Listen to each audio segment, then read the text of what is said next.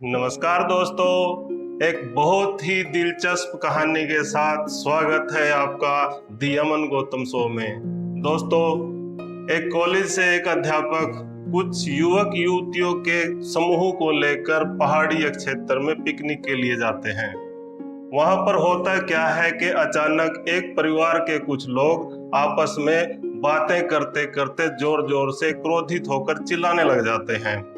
इस पर अध्यापक छात्रों की तरफ मुड़ता है और उनसे कहता है कि क्रोध में हम चिल्लाने क्यों लग जाते हैं। सभी छात्र कुछ सोचने लगते हैं और एक छात्र जवाब देता है कि क्रोध में हम शांति को खो देते हैं।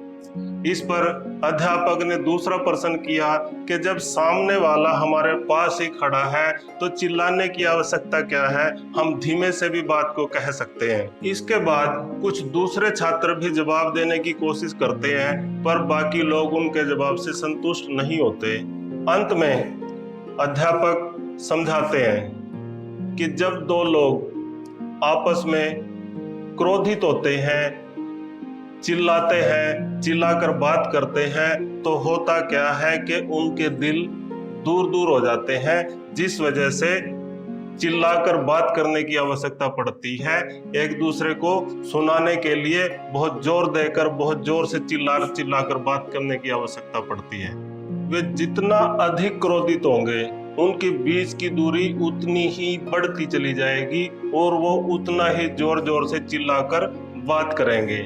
इसके विपरीत दूसरी तरफ होता क्या है कि जब दो व्यक्ति प्रेम में होते हैं तो उनके दिलों के बीच की दूरी नाम मात्र ही रह जाती है और वो बहुत धीमे धीमे से बात करते हैं, क्योंकि उनके दिल बहुत करीब होते हैं। और जब वे दोनों व्यक्ति प्रेम में बहुत ज्यादा हद से आगे बढ़ जाते हैं तो होता क्या है कि उनके दिल इतने करीब आ जाते हैं कि उनको बोलने की भी जरूरत नहीं पड़ती।